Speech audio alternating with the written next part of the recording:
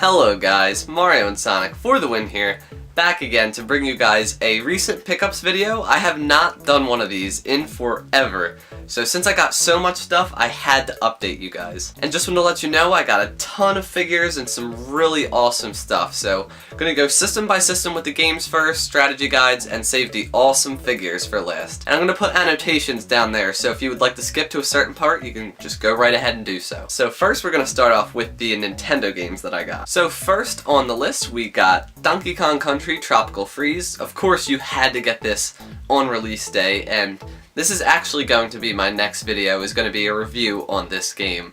And it's no secret that I absolutely love it. It's an amazing game. One of the more beautiful games I've ever played, and just the gameplay is so captivating and so fun. And yeah, I'll save the rest of it for my review, but this is amazing. Up next, we got the Wonderful 101, also for the Wii U. And this is a really action-packed game. It's really crazy. There's a ton going on the screen, but it's still pretty fun. I gotta put some more time into it before I really, give my total thoughts on the entire game, but as of right now, it's really crazy and totally fun. Pretty good Wii U title. Okay, and if you are subscribed to me, you should know that I did an unboxing of the Bravely Default Collector's Edition, so I didn't feel like getting the limited edition box, because that's in a safe place right now, so I just got this, and oh my goodness, I was totally blown away with this game. I had to complete everything, I mastered every job, and I remember I was always talking to my friend about, what plot element was going to happen next. It's really an amazing game. I really loved my time with this. And the Brave and Default system is incredible. It's really something I did not think that I would like to begin with, but it's really expansive and it's really awesome once you get to use it. This is an incredible game, and if you don't have it, this is pretty much an excellent reason to own a 3DS. This is probably my favorite JRPG on 3DS. Okay, and during this time I actually got a new system that I was slacking on, and warning you, it's not entirely new. I got the Xbox 360 finally. And I just needed to get it for all those exclusive titles, the games I didn't get for the PS3, and just to expand my collection in general. I'm actually getting a PS4 and an Xbox One pretty soon. Actually, I think I'm going to get the PS4 in a few days. So really excited to that, but into the PS3 and Xbox 360 games. Now again, if you are subscribed to me, my latest video, which is pretty good, was a Tales of Symphonia Chronicles Collector's Edition unboxing, which was a beautiful Collector's Edition. I have the box right over there. But it came with so much stuff, and admittedly, I haven't put so much time into this game as I definitely thought I would be, mainly because all that time was going to Bravely Default. So now that that's out of the way, and I enjoyed every minute of that game, I'm going to put more time into this right after I complete Donkey Kong Country. So absolutely looking forward to this. Can't wait to play Dawn of the New World again, and go through the great adventures of Symphonia again. Okay, so starting with the 360 games, starting off not too bad with a decent sized collection so far. First game I got was the limited edition of Killer is Dead. Now this looks like a pretty unique game. It's by Xseed, and they made the most recent Ys game, which was the Memories of Celceta, which is another great game. It just looked pretty interesting to me, the hack and slash gameplay, and another limited edition to add to my collection, so I heard good things about this, so we'll give it a try. The next limited edition game I got for the Xbox 360 was Death Smiles. Now this was only 15 bucks on Amazon with free shipping because I have Amazon Prime, but for 15 bucks it's a pretty cool game. It's a shoot 'em up, so pretty much you just pilot these gothic Lolita characters in a awesome shoot 'em up adventure, and it's totally crazy, but it's pretty fun. For $12, a limited edition, and another shoot 'em up to play just for fun, absolutely could not pass this up, guys. Give it a try. Okay, now this is something I've treasured for quite a while, and I actually had this before I got an Xbox 360, but I got the special edition of Tales of Vesperia, the Steelbook edition, and I found this at a really good deal on eBay. It was $100. Now I know that sounds ridiculously expensive, but for this, it usually costs about $120, in that ballpark, and it included the strategy guide, which is going for about $60 or $70 nowadays. So I figured I couldn't pass that deal up, and beautiful limited edition. I love steelbooks, and it's really cool to own this considering I really want to start collecting more Tales of stuff, because that's definitely one of my favorite series ever. And of course, to go along with that, because I'm mental, I had to get myself a retail copy of Tales of Vesperia, the actual just regular standard version. And I started playing the PS3 version in Japanese, so I didn't really understand the story, but the gameplay is excellent. So I just figured once I got an Xbox 360, I would play through that, understand the story first, and then I'll go back to the PS3 version. But I heard this is probably one of the best in the series, so I really cannot wait to start this game. Okay, coming up next we got Eternal Sonata for the Xbox 360. Now this was the original release, meaning it was released on the Xbox 360 first, but since I only had a PS3, this game was actually ported over to the PS3, and that's where I played my version of it. It actually had some more goodies in it. It had, I believe, 1 bonus dungeon and even 2 more playable characters, so that was definitely the definitive version, but I figured I'd go ahead and get the original because it's such a beautiful game. I absolutely loved it. The combat system is very, very unique in this game, and I just really, really liked it. And the landscapes are absolutely breathtaking. The graphics in this game are very unique, but I absolutely love it. To me, it feels like a Tales game at heart, and of course it is made by Namco Bandai, so it's not too far off the herd. And aside from Kinect Adventures, which came with the Xbox, I went ahead and got another JRPG, which was Blue Dragon. Now, I remember when me and my sister got an Xbox and then she just kind of stole it. I had this game, and eventually, since I couldn't just play it, I just let her sell it.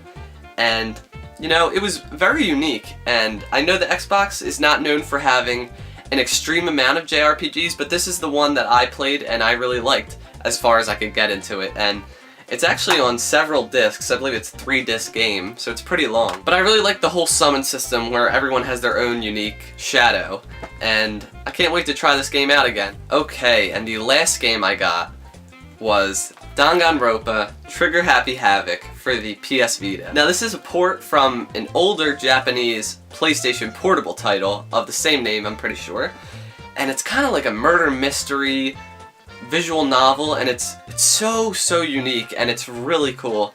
I'm very happy to have the limited edition of it because this thing skyrocketed in price, so I'm very happy to have this version of it, and it's just a very unique game. It's very highly Japanese influenced, so if that's not what you're into, I would not recommend this game, but it's totally unique, and if you're just looking for something new and exciting and something to keep you on the edge of your feet, I would definitely recommend Danganronpa Trigger Happy Havoc. It's pretty awesome. Okay, we're gonna save the collectibles and figures for last because they're all pretty sweet. So right now what we're gonna go into is strategy guides. And before I go into that, I just figured I'd throw this in there. I got Frozen on Blu-ray, the collector's edition Blu-ray DVD combo pack.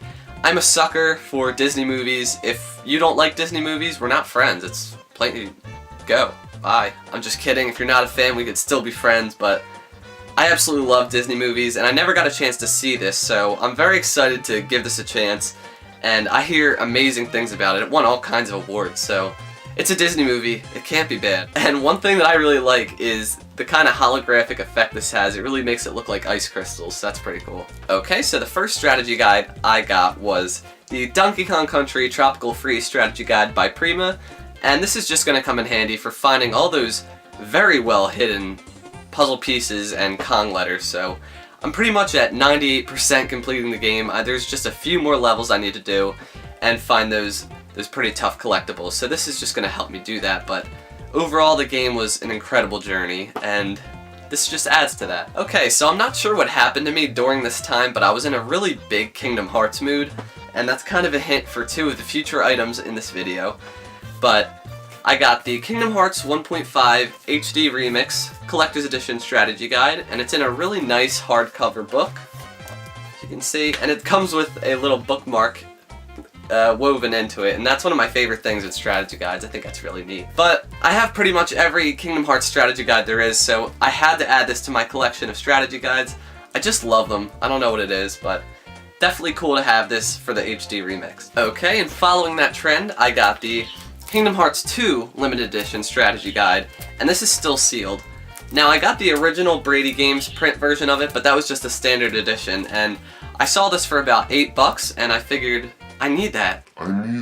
So I went ahead and picked it up, and it's really nice. It comes with Jiminy's Journal in a physical version, and that's pretty sweet, so definitely cool to add this to my collection. Kingdom Hearts 2 is probably my favorite in the series. Okay, we are now going to go into figures and collectibles. Okay, so we can consider this first couple collectibles kind of a set in a way, and they're all from BioShock Infinite, and I got them off the Irrational Games store. They're pretty sweet. So the first one I got was a Silver Eagle replica, and I just think that's so cool, from BioShock Infinite of course. The replica of the actual currency you get in the game, and I'm just keeping a mint on the card, and I'm actually wanting to do a closer look at these and kind of a mini review on these, so that's probably going to be coming up in the future if you're interested.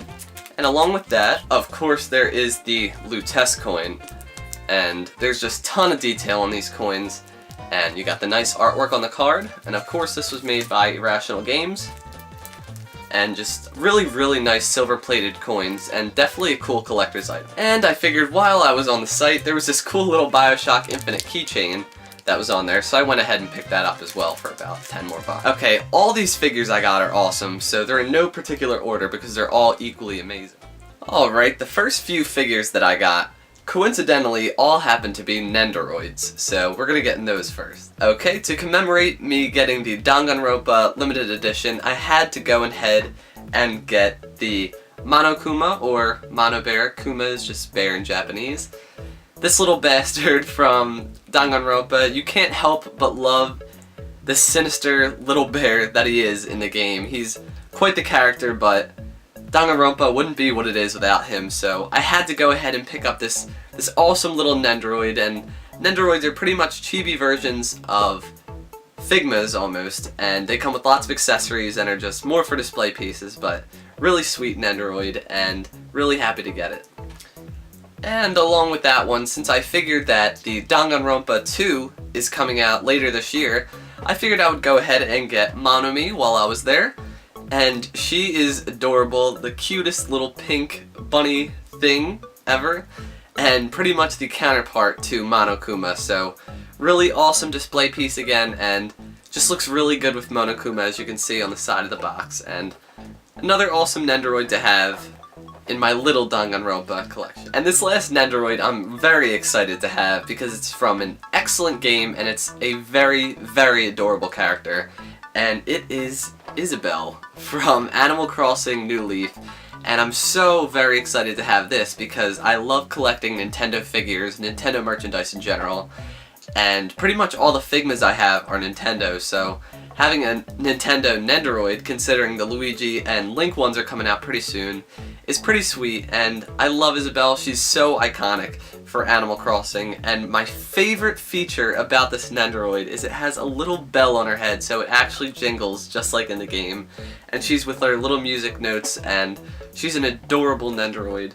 And I got all these off AmiAmi.com, so if you're interested, go ahead and check that site out and pick Isabelle up because she wants you to pick her up. Okay, and the next two figures I got are both from Kingdom Hearts 3D Dream Drop Distance. Again, I don't know, I was in a really big Kingdom Hearts mood, so I went ahead and picked up the PlayArts Kai Dream Drop Distance Riku, and I got Sora right over there. But Kingdom Hearts 3D is becoming one of my favorite games in the Kingdom Hearts series, and I just really like the art direction, the Dream Eaters, and I just love the way the characters look. And these are really nice deluxe figures, so I had to go ahead and pick them up. And I really love that we finally have a Riku figure with Way to the Dawn, so awesome figure, very expensive, but definitely sweet to have. Let's take a look at Sora. Okay, so I also want to do a review on both of these figures, so I have quite a few videos to make just on the stuff that I got recently, but you can see he's got a holier looking background on his figure box. And he also comes with some pretty sweet looking keyblades. I really love the Ultima weapon and the Sweet Dreams keyblade. Of course the classic one is great too, but this one is an exclusive and that's why I love it. Okay, and the final figure I got was the Samus Figma.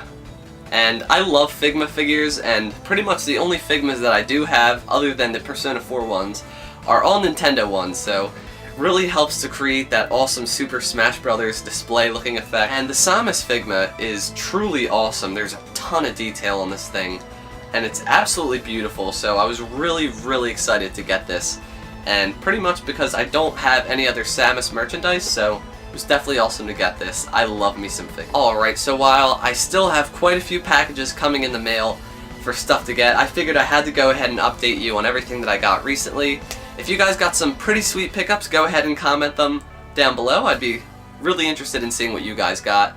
I know I have to get Yoshi's New Island also. There's just so much coming out, I feel like I can't keep up with it. But again, thank you guys so much for watching. I'll catch you next time, and stay tuned for my Donkey Kong Country Returns review, and also just some figure reviews and more game reviews. So thank you guys again, and I'll catch you next time.